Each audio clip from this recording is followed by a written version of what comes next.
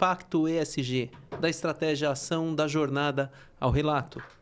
Estamos aqui hoje com a Thaís, nós vamos conversar um pouquinho sobre diversidade. Tudo bem, Thaís? Tudo bem, Thiago. Obrigada aí pelo convite. Obrigado você. Então é Thaís Rocha de Souza. Isso mesmo. Que bom, prazer ter você aqui com a gente. Hoje a gente vai falar um pouquinho sobre diversidade e inclusão.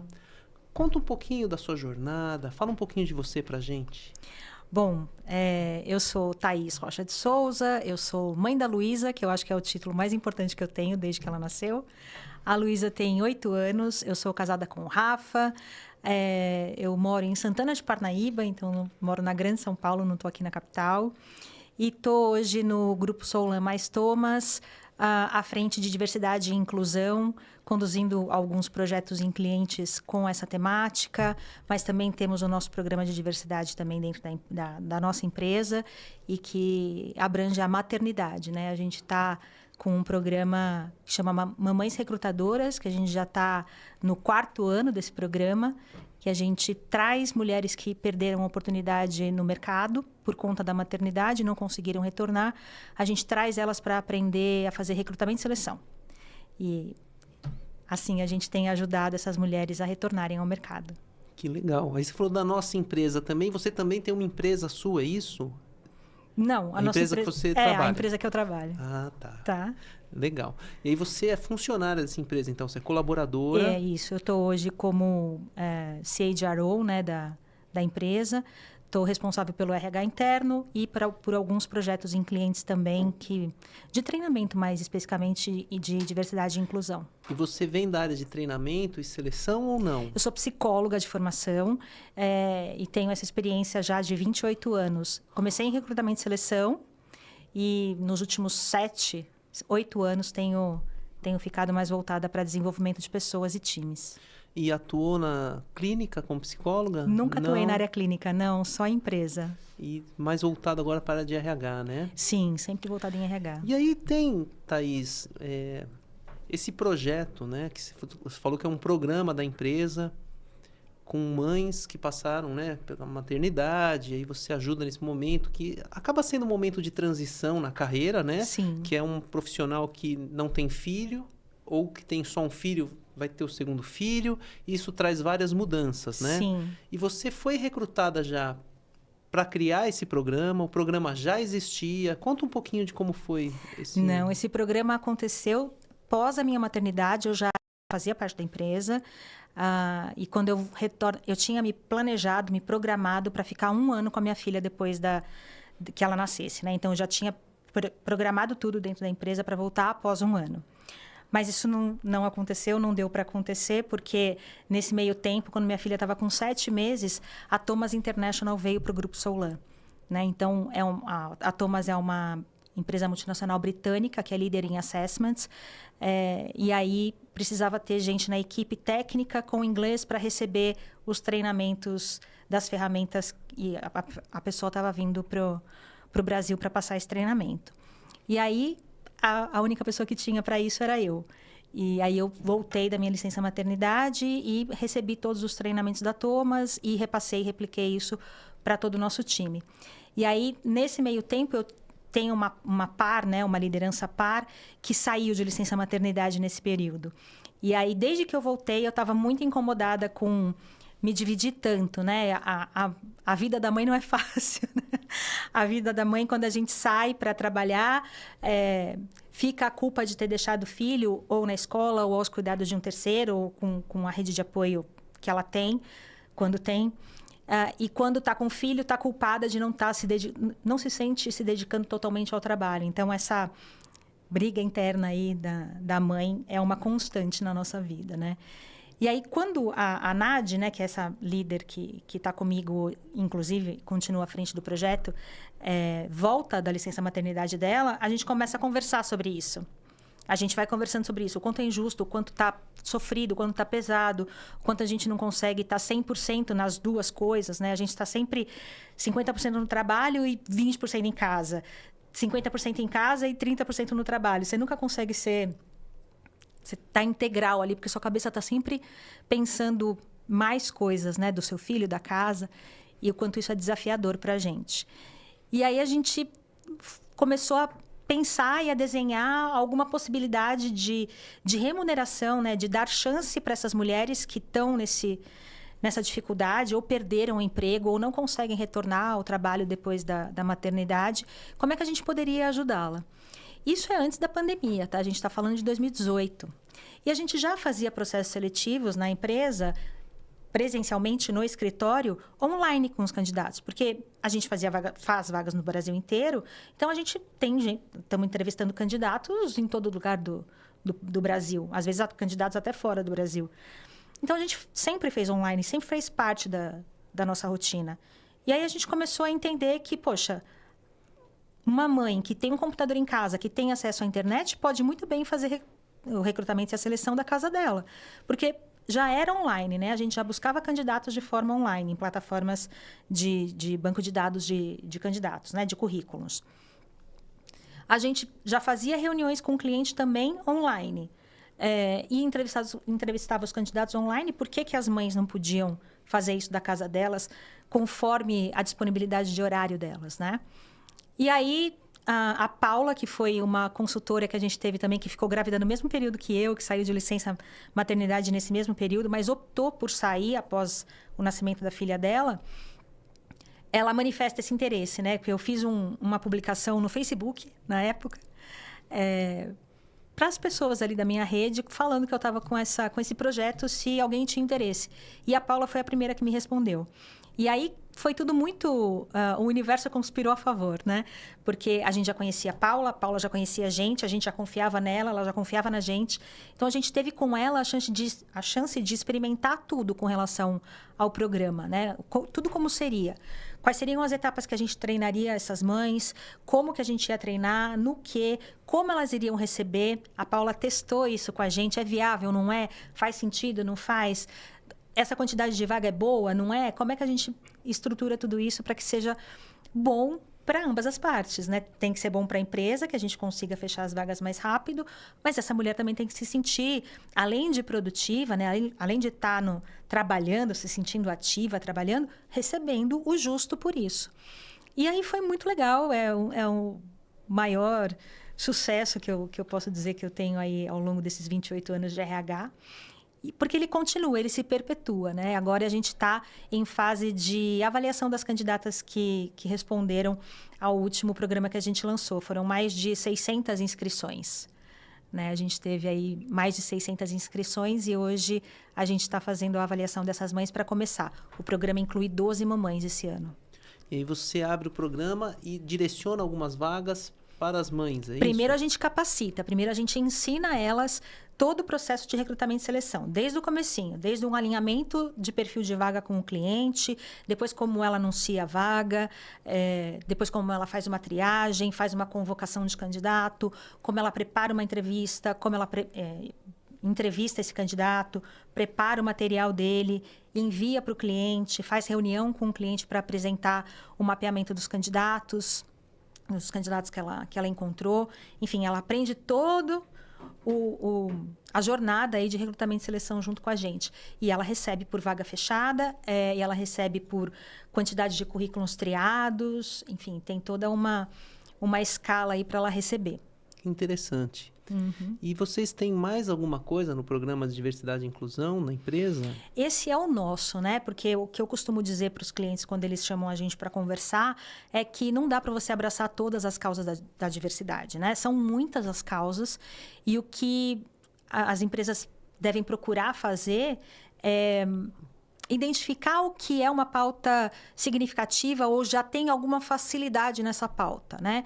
Então, por exemplo, uma empresa que já tem bastante mulheres, é fácil entrar com a diversidade de gênero, né? Dá para a gente pensar em abraçar gênero, por exemplo, né? E trazer mais pessoas, mais mulheres, ou mais mulheres negras, ou mais mulheres trans. Então, escolhe uma dessas e começa a trabalhar a trilhar essa jornada, a trilhar esse caminho.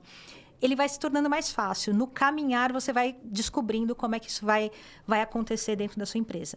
Isso para quem não tem nada, né? Para quem está zerado de diversidade e inclusão. Outras empresas podem ter facilidade, por exemplo, para PCDs, para pessoas com deficiência. Então, ela já tem acessibilidade, né? O escritório já é acessível para todo mundo, os banheiros já estão prontos. Então, vai nessa linha e continua, né? E continua desenvolvendo isso. Não dá para abrir frente para todas as diversidades, porque são muitas, né? Mas quando você abraça uma, parece que as outras começam a vir junto, né? Então, a gente nunca teve uma preocupação dentro do Grupo Soulan em ter mulheres negras. Eu tenho boa parte das mulheres no meu time são mulheres negras. Nunca foi uma intenção, mas elas estão lá e elas fazem parte, né? Eu brinco que a gente tem que fazer a inclusão de homens no nosso time, né? Porque a empresa é 80% feminina. Então, a gente tem uma diversidade ao contrário. Eu preciso abrir vagas para homens, né? A gente sempre não. A gente procura dar preferência quando abre alguma vaga para trazer meninos, né? Mas acaba que o mundo de RH é majoritariamente feminino e isso nem sempre dá para acontecer. Mas a nossa causa agora tem sido essa, trazer meninos para dentro do time. E cada empresa tem a sua realidade e a sua facilidade para abraçar uma diversidade. Sim, com certeza. Agora eu fiquei curioso porque você vem da formação, né, como psicóloga, né, da psicologia, e está aí no recrutamento e seleção, trabalhando ali com recursos humanos, departamento pessoal, gestão de pessoas. E a gente fala no ESG, Thaís, que a gente trabalha com materialidade, a materialidade ela é dinâmica. Eu sempre dou o exemplo. Se nós estivéssemos na década de 70, nós não estaríamos discutindo aquecimento global. Se nós estivéssemos ali na década de 90, nós estaríamos discutindo a camada de ozônio. E agora a gente está na camada de efeito estufa. Então, tudo é material e a materialidade ela é dinâmica. E no Brasil, a saúde mental sempre foi menosprezada, não só no meio empresarial, na sociedade em geral, né? E agora vem uma preocupação, né, sobre a saúde mental do trabalhador, né? Como que você tem visto isso, né, na empresa? Você que trabalha com diversidade e inclusão, está ali muito perto dos recursos humanos. É um desafio ainda para as empresas lidar com essas situações? É muito, né? É muito porque ainda existe muito preconceito, né? Ainda é uma questão muito estigmatizada. Eu falo que a doença psíquica, né, ou a fragilidade psicológica, ela não tem ferida, né? Ela não mostra suas feridas. Então, fica difícil das pessoas acreditarem que depressão é uma doença, né? Fica difícil das pessoas acreditarem que o que está acontecendo com o colega é uma crise de ansiedade. Porque não tem ferida ali, moça. Não tem nada sangrando. Né? Então, é frescura. Para que depressão é frescura, é falta de trabalho, é falta do que fazer. Crise de ansiedade. Como é que eles falam? Tem uma brincadeira muito machista, né? Terapia cheia de louça, né? Isso. Então, a gente vem de uma cultura muito ruim, né? Muito estigmatizada e a doença psíquica não tem o seu devido reconhecimento, né? E isso acaba sendo muito triste, né? Porque a gente hoje está lidando com principalmente o público jovem, né? Principalmente a geração Z, está muito ansiosa, tem muitas questões psicológicas, né? Tem muitas questões aí que precisam ser tratadas em terapia. E aí, agora, tudo também virou uma questão de medicação, né? Tudo agora você tem um diagnóstico. Tá todo mundo com TDAH, né? O mundo inteiro tem TDAH. Se não tem TDAH, tem TEA, porque respondeu um teste no Instagram e viu que preenche lá todos os requisitos de déficit de atenção e hiperatividade. Não é assim, né? As coisas não são dessa forma. E aí a gente fica... Eu falo que é um trabalho muito... difícil e muito desgastante de enxugar gelo, né? Porque isso vem desde antes. Não é a Gen Z que está mostrando isso, né? Não é a geração Z que está demonstrando isso. Isso vem desde lá do avô dela, do pai dela, do irmão dela mais velho, que sempre colocou o trabalho em primeiro lugar, que trabalho sempre foi trabalho e vida pessoal sempre foi vida pessoal e as coisas não se misturam. E aí eles vêm e jogam na nossa cara que não. Na verdade, não foi bem eles, né? O que jogou na nossa cara que não é bem assim foi a pandemia, né? Que foi quando o trabalho entrou dentro de casa, né? Que começou essa história de, mas é home office e as crianças estão participando das reuniões, porque aquele ambiente é da criança, não era do trabalho do pai e da mãe. Então, foi você que levou o trabalho para dentro de casa, não foi a criança que entrou no seu trabalho, né? E isso começou a ficar muito evidente, né? A mistura, né, entre trabalho e vida pessoal começou a ficar muito misturado, né? E claro que o trabalho entrou dentro da vida pessoal e o que era problema só da família virou problema da empresa. Sabe né? que Aconteceu. eu já venho para o mercado de trabalho, né, com os computadores, né? Na adolescência tinha aí que fazer o curso de datilografia, mas isso, quando eu já fui mesmo para entrar para o mercado de trabalho, o computador já estava presente, a tecnologia já estava chegando. Você já tinha internet, Thiago, quando você foi Já, trabalhar? já. Então. Tinha internet antes, né? Com 15 anos, Não. fiz uma extensão que só tinha aquela discada, né? E ficava madrugadas ali e falava, gente, mas isso é genial, eu consigo falar com a pessoa do outro lado do mundo, né? E aí eu comecei a usar um exemplo, né? Eu falava, mas gente, o ser humano não é igual ao computador, que tem aqui uma pastinha que você abre, é o trabalho, né? Então, o trabalho é Excel, a vida pessoal é Word e tal, e eu fecho uma e abro outra. E agora, estudando o ESG, a parte social, ela traz ali a segurança do trabalho. E aí eu descobri que para cada acidente de trabalho, ocorrem 200 a 300 quase acidentes, né? Então, no dia eu entrei sem capacete, mas não caiu nada. No outro dia eu subi na escada, eu esqueci de pendurar ali, mas eu não escorreguei, né? Então, ou no dia eu escorreguei, mas não aconteceu nada. Eu estava no degrau mais baixo, né? Mas não tinha prendido ali o meu cinturão.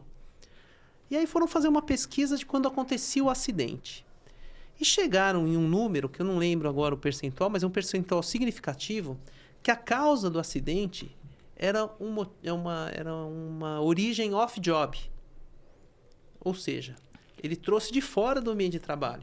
Então, ele se envolveu naquele acidente de trabalho porque ele estava nervoso, porque brigou no trânsito, ou porque ele teve uma briga em casa, ou porque tem um parente com problema de saúde, ou porque ele recebeu um diagnóstico. Então, ele traz algum problema off-job e aí ele está num momento ruim emocionalmente ou, né, com uma sobrecarga mental e ele acaba se envolvendo em um acidente de trabalho.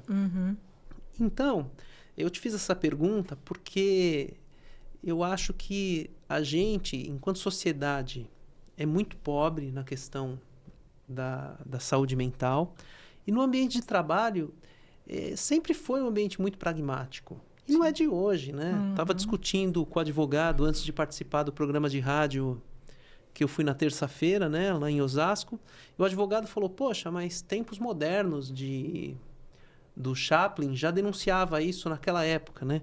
E eu falei, Chaplin foi processado, né? Por aquele filme, não sei se você sabe. Não, do Tempos Modernos. Ele foi processado por plágio. Então tem um filme anterior ao dele, que era um filme francês chamado A Nós a Liberdade, que já denunciava toda essa precariedade que veio com a Revolução Industrial. E hoje a gente está na 4ª Revolução Industrial. E aí você falou da geração Z, a gente está falando das mulheres que passam pela gravidez. E eu acho isso muito interessante quando se cria um programa, porque a gente foi se tornando muito individualista. Sim. E aí você tem aquela mulher que ela acaba não tendo um parceiro, ela vai numa gravidez ali de mãe solo, e aí ela tem o desafio do ambiente de trabalho, às vezes não saiu a vaga na creche, ela está sem uma pensão alimentícia, ela não tem uma rede de apoio.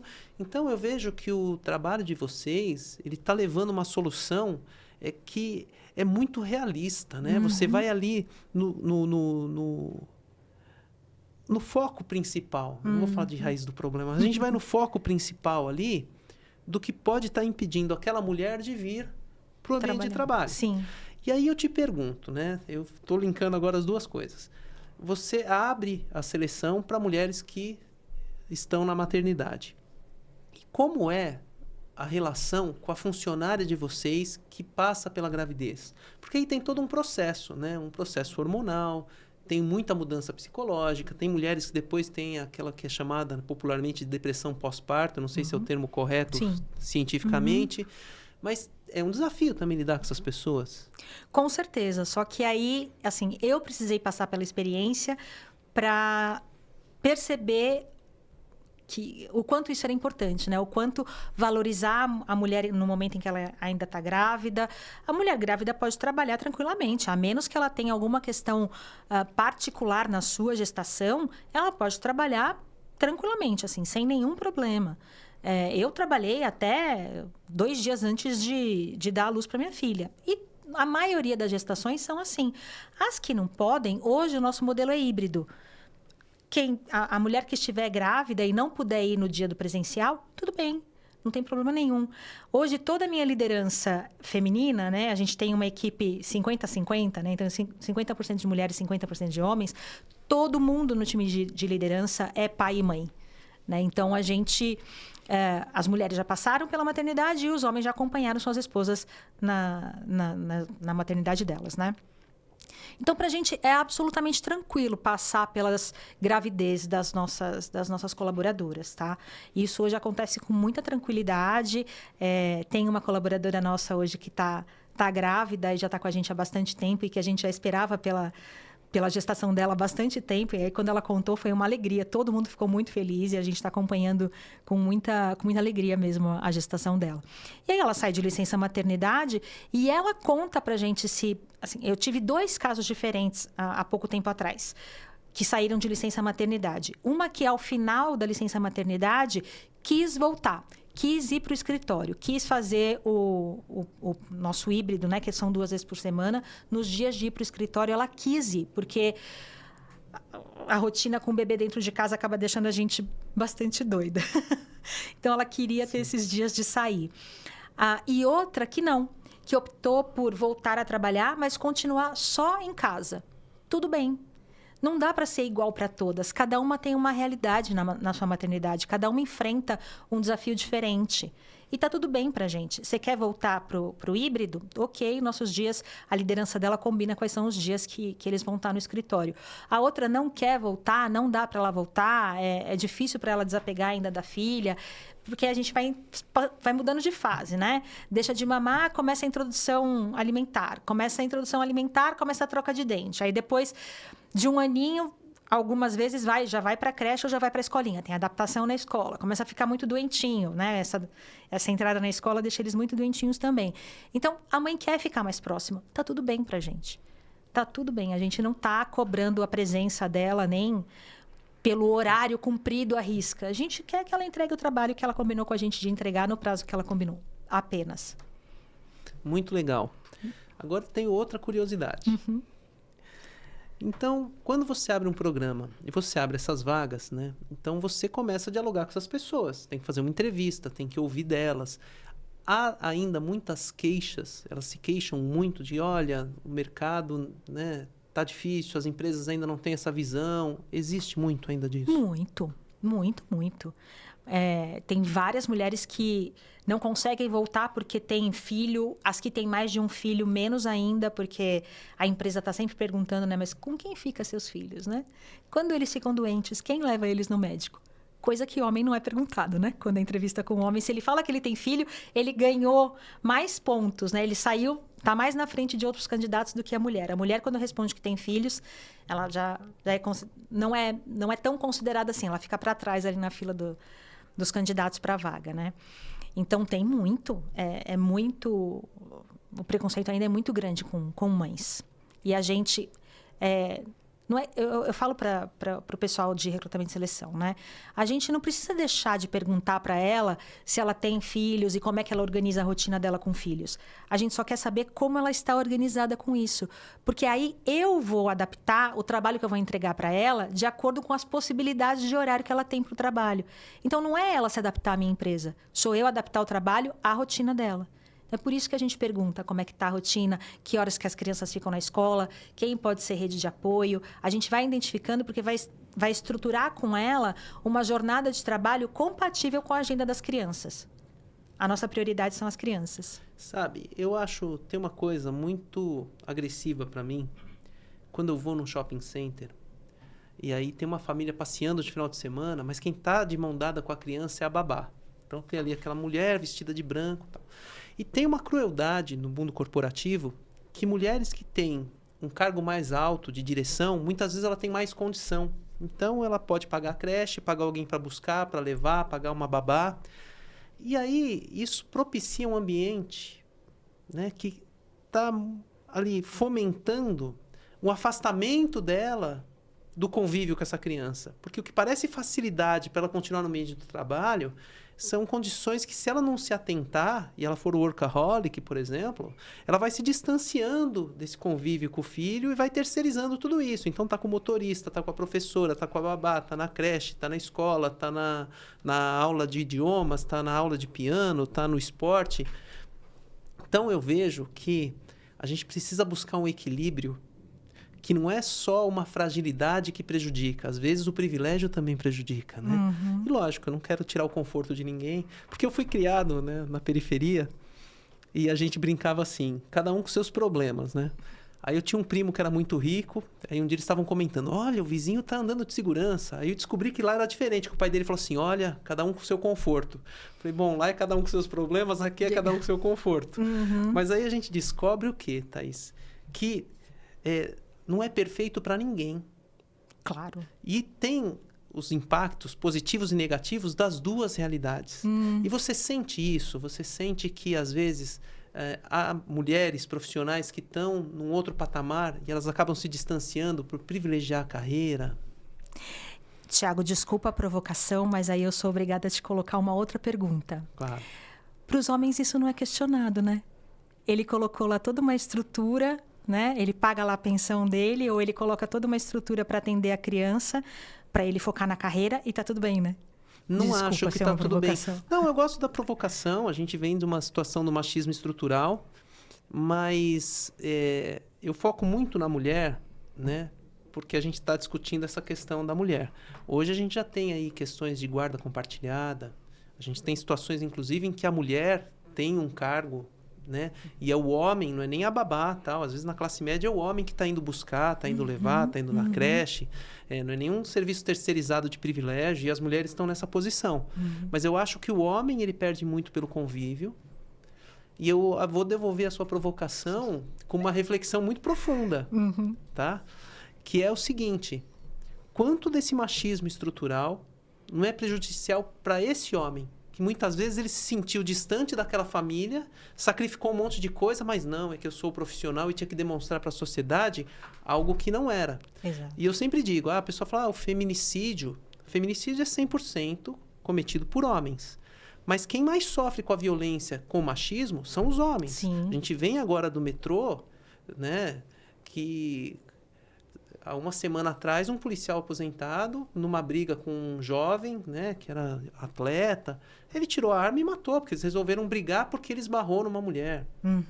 Né? Então, você vai ver os presídios, a violência leva muito mais homens. Sim. Né? A guerra mata muito mais homens. Então, essa coisa do machismo, eu acho que os homens, eles penalizam todo mundo, inclusive a eles mesmos. E eu acho que os homens não deixaram de sofrer por esse distanciamento, Thaís. Mas acho que o machismo cobrou que eles não puderam nem reclamar.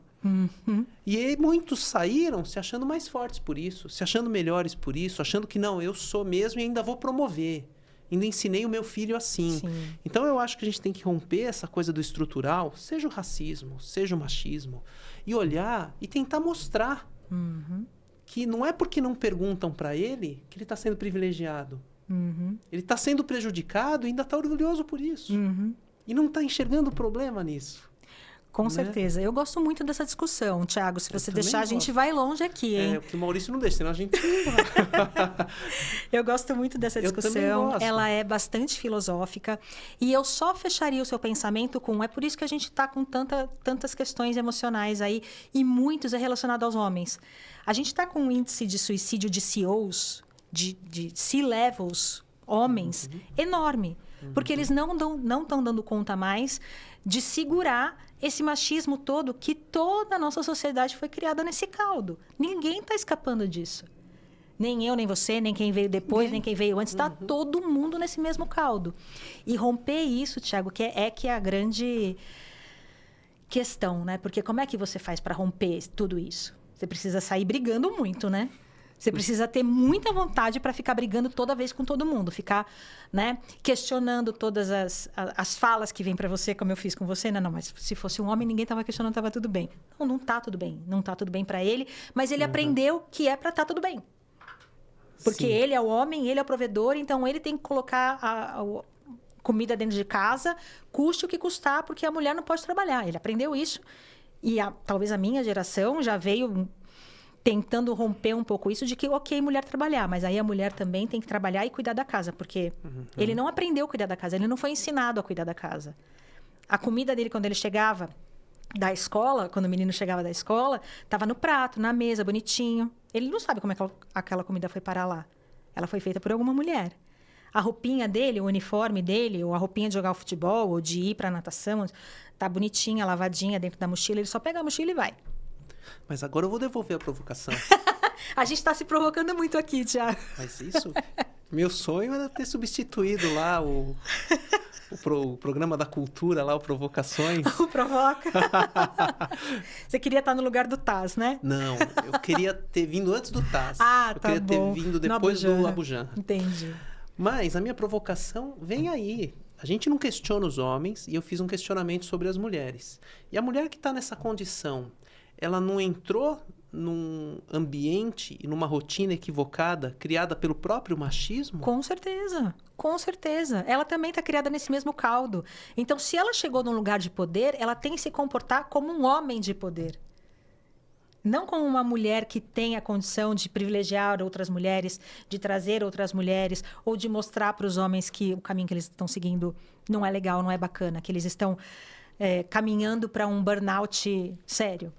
Né? Porque quando a mulher fala de saúde mental com um outro parceiro, um outro par dentro da empresa, falando do nível gerencial para cima, né? Da liderança para cima, você não sabe o que você está falando. Não tem nada a ver, já está resolvido, já passou, não tem nada. Tem nada não, bora continuar. E você está vendo a pessoa ali, ó, se desmanchando na sua frente. Mas não dá o braço a torcer. Então é bastante prejudicial para os dois, sim. Eu transitei muito no poder. Sempre gostei muito de atuar politicamente, trabalhar politicamente. Conheci a Carole trabalhando no gabinete na Câmara Municipal, inclusive, né? Eu sempre fui de centro-esquerda, esquerda.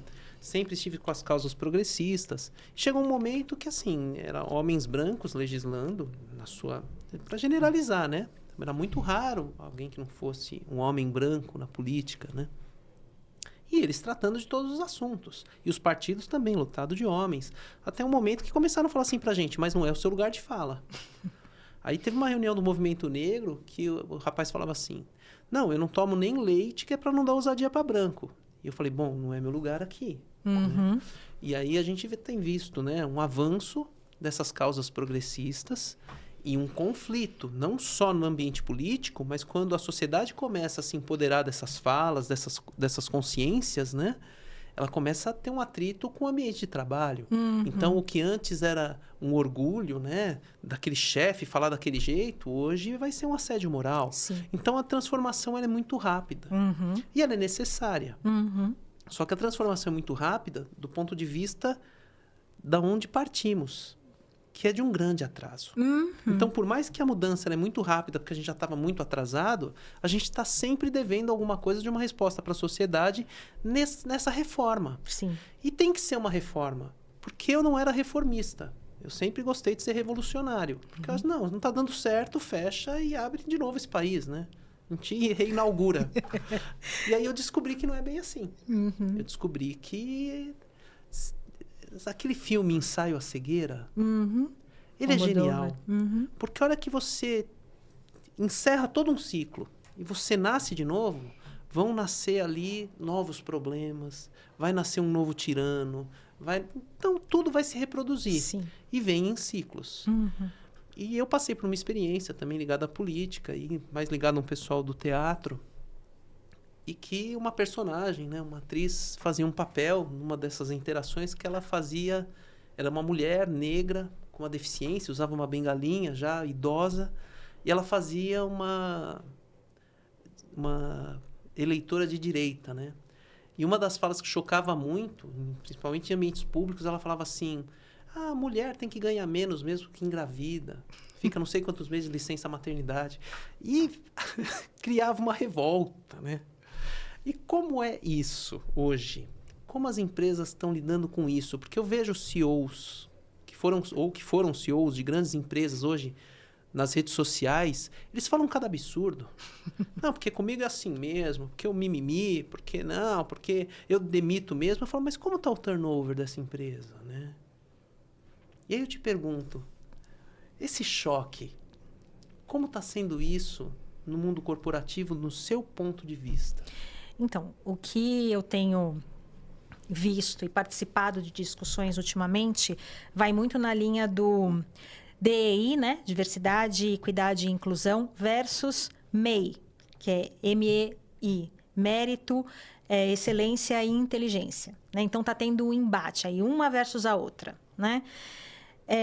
A gente tem visto, né, cresceu bastante nos últimos tempos esse discurso mais conservador, né, de anti-diversidade, né, e anti-inclusão. Baseado muito nessa questão do mérito, né, baseado muito nesse merecimento de que quem for bom aparece, que não dá para ficar passando a mão ou dando privilégios para quem não tem talento. E aí muitas empresas também vieram se posicionar, né, frente a esse que aconteceu lá nos Estados Unidos, né, vieram ou reafirmar seu compromisso com as políticas de diversidade e inclusão, como foi o caso da Natura, por exemplo, que veio imediatamente a público reafirmar o seu compromisso com a diversidade e inclusão, ou outras empresas que colocaram aí a questão do mérito também para ser avaliado, né? A Vale, por exemplo, colocou ali que ela tem está reavaliando porque a diversidade estava sobrepondo ao talento, estava se sobrepondo ao mérito. E o que eu entendo, eu concordo muito quando a Ana Fontes, não sei se você conhece ela, mas a fundadora da Rede Mulher Empreendedora, ela falou num dos últimos posts dela que a diversidade, né, nunca sobrepôs ao talento, né? Que ele, pelo contrário, ele ajuda a trazer mais talento. Então, é como se ele abrisse ainda mais esse funil de entrada, né, de pessoas diversas, para que o talento realmente seja aproveitado, seja visto, para que entre realmente quem tem o talento, sendo ela de diversidade ou não, mas que ela ajuda, ela contribui para trazer mais gente, né? E eu concordo muito com isso. Eu não acho que tem que ser uma coisa ou outra. Eu acho que pode ser as duas. Eu vejo muito as duas caminhando juntas. Mas como você trouxe, né, para um crescer, o outro tem que morrer, né? Para um brilhar, o outro não pode brilhar. A gente ainda está nesse momento que, para mim, essa discussão é longa. Eu acho que esse processo ainda vai gerar bastante discussão. E eu estou ansiosa para ver quais vão ser os próximos capítulos dessa história. Sim, eu também estou. Eu fui estudar gestão de pessoas. Eu descobri que eu caí na pirâmide dos cursos quando eu fui me especializar em ESG. Porque cada um dos pilares é um universo. Uhum. No social, eu fui estudar a segurança do trabalho para entender um pouco de tudo isso. Fui estudar diversidade e inclusão. E aí fui estudar um pouquinho de gestão de pessoas. E aí descobri que até esse tema ele é muito diverso. Ele é muito complexo. Uhum. Então, eu descobri que é o seguinte, tem gente falando de mérito, que o cara tem que ser muito trabalhador, Deus ajuda quem cedo madruga. E o cara que trabalha numa software house, ele vai escolher um programador, ele quer o preguiçoso. Porque é o cara que vai buscar o caminho mais rápido no código quando ele for montar o algoritmo. Uhum. Né? Descobri que tem um sério problema de diversidade e inclusão com a comunidade LGBTQIAPN+, mas que quem trabalha com hospitalidade, né? Hotéis, gosta muito, porque são mais polidos, mais educados, têm um trato diferenciado. Então, eu descobri que é muito mais profundo e tem que ser muito mais entendedor do que se eu fosse trabalhar com achismos, né? E o que eu vejo que prejudica é quem chega só com a pauta do ativismo baseado em achismo. Uhum. Então, quando eu vejo um programa de uma empresa, tem lá um profissional do recursos humanos, tem um programa, tem um profissional ali no recrutamento que vem da psicologia, que tem uma visão, então as coisas se complementam. E aí a gente salva essa empresa de fazer ou uma ação desastrosa ou um discurso desastroso. Uhum. Né? Com Então, certeza. Que a gente estava falando antes, né? Lá, antes da gente começar aqui, que teve um grande banco aí que meio que meteu os pés pelas mãos e quase nós foi a nomes, falência. viu? Aqui eu faço a fofoca completa. A gente falou do caso, né, do Bradesco, Bradesco, que colocou aí quase os seus negócios com o agro, né? O que não é pouco no Brasil, em risco, né? Porque colocaram lá a segunda sem carne, né? Comunicaram isso e o agro, que é talvez 80% do público deles, que estão lá dentro do banco como clientes, se sentiram lesados com isso. Né? E aí, por conta de uma comunicação dessa, talvez uma bandeira estendida de uma forma... A comunicação não foi bem feita, né? Acho que a comunicação não estava bem feita. Talvez aquilo não precisava ter ido para o mercado. Poderia ter ficado numa ação interna mesmo, né? O marketing ter trabalhado só com os colaboradores e não comunicar isso para o mercado. O tiro saiu pela culatra, né? Eles tiveram que voltar atrás e a imagem ali ficou também arranhada, né? A empresa acabou colhendo não tão bons frutos assim. É um dos grandes riscos, né? Que é o impacto reputacional e que traz consequências gravíssimas. E as empresas que são grandes, elas têm que tomar muito cuidado com a cadeia de valor e fornecimento. Porque, por exemplo, a Starbucks, ela tinha um programa para avaliar toda essa cadeia, né, de fornecedores, muito bem estruturado, fazia due diligence. E pegaram lá uma fazenda, que era fornecedora, com trabalho análogo à escravidão. E a tendência do mercado é o quê? Todo o impacto reputacional vai para a empresa maior, mais famosa. Que tem, né? Inclusive, a tendência mundial, e está vindo para o Brasil, é que, inclusive, as sanções financeiras atinjam. Então, vai ter a multa para a empresa que estava lá com o trabalho análogo à escravidão, vão ter as penalidades, mas vai ter a penalidade para grande também. Eu contratei, eu não sabia. Você deveria ter investigado isso. Então, hoje o mundo vem se transformando.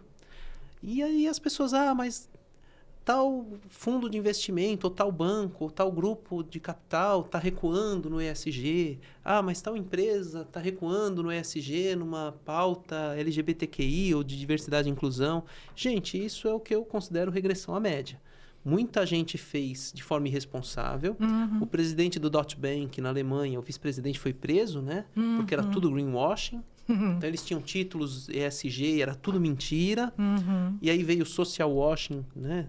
Poxa, trabalho com diversidade e inclusão. E não era bem aquilo. Então, agora vem um ajuste, né? A gente vai ter que ter um ajuste, uma correção. E tem gente achando que simplesmente também vai abandonar. Eles não estão entendendo que essas empresas estão abandonando aquele programa, mas que elas não vão conseguir se desvencilhar de tudo, né? Não tem como, porque se você não inova, né? Se você não traz talentos diversos, a inovação não acontece, né? Se a empresa abandonar completamente isso, ela vai estar estagnada e ela vai sair do mercado. Porque hoje, se você não inova, daqui a um ano você saiu do mercado, você já foi esquecido. Você precisa estar sempre trazendo inovação, sempre mostrando para os seus stakeholders, né? E o quanto você está trazendo de inovação, o quanto a sua empresa melhorou em tais aspectos, está trazendo diversidade. Diversidade, quando eu falo, Thiago, eu não estou falando só de pessoas negras, mulheres, não é só isso, né? LGBT, PCD, não é só isso. A gente está falando de diversidade de pensamentos. Quando eu tenho a oportunidade de trazer pessoas que pensam diferente de mim, eu tenho a chance de olhar para um problema de uma forma diferente. Você está vendo uma coisa diferente da minha. Eu estou desse lado, você está desse. A gente vai estar vendo essa garrafa de água ou esse celular de pontos de vista diferentes. Então, não é só falar que eu vou trazer mulheres para mostrar, né? Né? Só para estar contando ali na minha cota que eu tenho mulheres dentro da minha empresa. Sim. Não é isso. Né? Porque ela provavelmente vive uma realidade diferente da sua e pode contribuir para o desenvolvimento de um produto de uma outra forma. Ela traz Tem um exemplo Era alguma coisa de touch, eu não me lembro agora qual era a empresa, se era a Apple ou não, mas que tinha a ver com o botão ser do lado direito. E isso favorecia destros. Numa sala cheia de destros, isso não é uma questão. Quando veio um canhoto e viu que o botão não era funcional para ele, colocou-se a questão de colocar o botão no meio, ao invés de um lado ou do outro. Né? Então, isso só foi pensado a partir de um diferente. Então, é necessário que a gente pense não só a partir das pautas, né, da diversidade, mas também do diferencial desses talentos. Quem é canhoto tem uma diferença para quem é destro. Quem usa óculos tem uma diferença para quem não usa. Sim, na parte de governança a gente fala muito isso, né? Principalmente quando a gente vai discutir conselhos.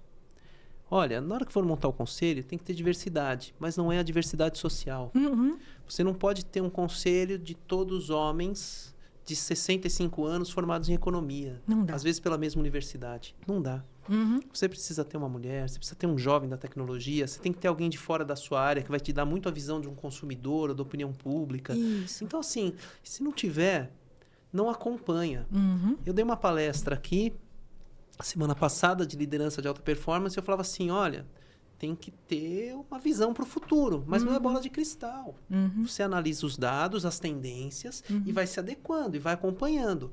E a matéria é fundamental, atualidades. Uhum. Porque você vai prever tudo e tudo muda constantemente.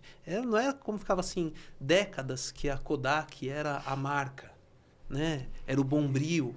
Gente, isso acabou Já faz foi. tempo, Uhum. né? As empresas, as marcas, os produtos, é tudo muito dinâmico hoje, né? Exatamente. Então não dá para ficar preso.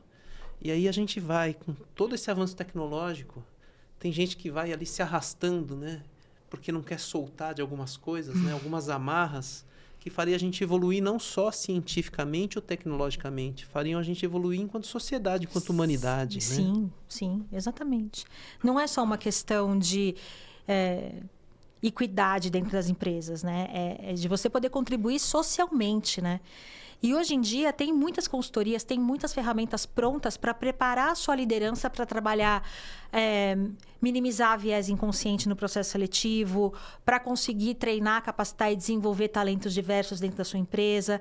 Dá para pensar em programas que apoiam grupos minoritários dentro da sua empresa e que eles possam ter uma progressão da carreira lá dentro.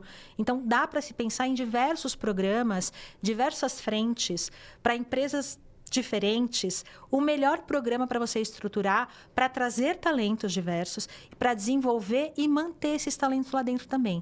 Tudo a partir de uma capacitação das suas lideranças. Quanto mais diversa ela também for, ainda melhor. Nossa, você falou do viés, eu lembrei do livro do Daniel Kahneman, né? Psicólogo, Rápido e Devagar. E eu vi quanto nós somos frágeis na percepção, no julgamento, na tomada de decisão, como a gente é facilmente manipulado pelo viés, e a gente toma uma decisão totalmente equivocada porque foi um viés, né? Que a gente pegou. É interessantíssimo. Eu acho que nós tínhamos que gravar mais programas. São muitas provocações. E eu acho que os temas são muito vastos. Mas agora a gente tem que caminhar para o encerramento, né? Então, eu já vou agora te agradecer muito por estar aqui, por esse bate-papo. Agradecer pelo conteúdo, pelas informações, que acho que é só aí que a gente cresce. E aí eu vou pedir para você, então, encaminhar agora para as conclusões finais. Tá? Eu gostaria de provocar os líderes, né? Então, trazendo uma pergunta, né? Quem você quer ser no mercado amanhã, né? Aonde a sua empresa quer estar no mercado amanhã? Do lado das empresas que estão lucrando com a diversidade, que estão conseguindo apresentar resultados positivos com a diversidade, ou aquela empresa que ainda não tem nenhuma estrutura, não tem nenhum planejamento, não tem nenhuma estratégia para enfrentar o mercado no futuro. Então, eu acho que a diversidade está aí e não é um modismo, não é marketing, não dá para pensar que vai acabar. Tá? Eu acho que muito pelo contrário, a gente vai continuar aí abraçando essa causa e quem não tiver nela, eu tendo a dizer que lamento, mas você não vai estar no mercado ano que vem. Então, agora é minha vez de fazer a provocação. Então, ESG, diversidade e inclusão, então não é moda. Nenhuma modinha. Não tem como ser. As empresas não se sustentam sem pensar nessas 3 letrinhas. Não vai dar para ser, no meu entendimento. No meu Quero também deixar não. aí o convite para as pessoas irem lá no meu LinkedIn e conversarem comigo aí sobre esse tema. Tem bastante coisa lá sobre isso. Vou Qual que é o deixar. seu arroba? No LinkedIn é Thaís Rocha Souza. No LinkedIn. Tá. Thaís com TH. Não, sem H. Thaís sem H, sem H. Rocha Souza. Depois, se tiver como deixar A o gente deixa na linkzinho. descrição, tá? Bom, muito obrigado. Eu acho que foi um programa que a gente conseguiu explorar bem esse tema, mas aí já deu para ver que é só para uma entrevista, né? Porque se a gente fosse aprofundar, é um longo percurso aí, Com certeza. mas muito importante. Muito obrigado. Eu quero agradecer demais aqui a tua contribuição, tua presença, o teu conhecimento, dividir experiência. Eu acho que isso traz soluções, né? Porque você leva esse insight, você divide toda essa jornada que você teve. Então, tem gente precisando de dica, de ideia, de motivação, e a gente está aqui para isso mesmo, que é para a gente compartilhar, né? A nossa jornada, que é essa grande conquista que a gente trazer o ESG como uma complementação para um capitalismo consciente. É a gente fugir do capitalismo de shareholders e a gente está nessa transformação, nessa jornada dolorosa que é o processo ESG, buscando esse capitalismo de stakeholders, né? Então, muito obrigado. As portas estão sempre abertas. Foi um prazer conversar com você. Parabéns pelo programa, por essa jornada. Muito sucesso. Espero que cresça muito e que motive muito as pessoas. Obrigada a você, Thiago. Foi um prazer estar aqui com você e com a sua audiência. Muito obrigado. Eu quero agradecer, então, aqui as suas assessorias, aqui as nossas, né? Assessorias estão aqui. Maurício, da técnica, obrigado. Muito obrigado. Quero agradecer aqui ao pessoal, todo o pessoal da DeSampa, do SampaCast, do TEIA, e a todos que nos acompanham aí, nossos parceiros, todos que fortalecem aqui o nosso trabalho. Muito obrigado e até o próximo Impacto ESG.